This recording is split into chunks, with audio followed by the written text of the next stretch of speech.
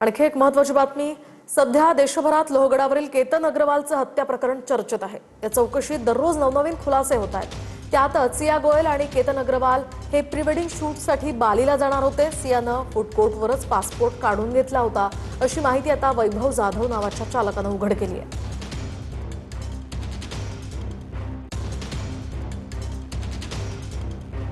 त्यांना पिकअप केलं बिबेवाडीमधनं. मला बुकिंग भेटली होती निळकंठ ट्रॅव्हल्समधनं.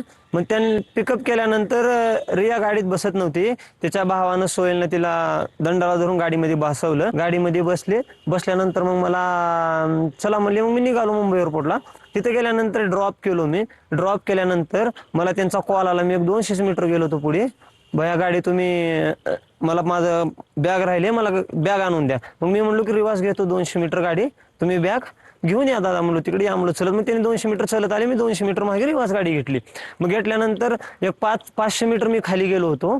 त्यांचा लगेच मला कॉल आला की भैया माझं पासपोर्ट विसरले गाडीमध्ये, बघा व्हिडिओ कॉल करतो मी. मग त्यांनी नंतर मला व्हिडिओ कॉल केला.